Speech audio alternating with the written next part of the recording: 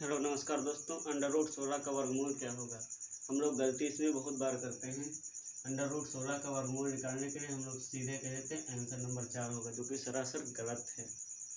क्या कह रहा है, अंडर रूट 16 का वर्गमूल क्या होगा। तो अंडर रूट 16 का वर्गमूल क्या होगा।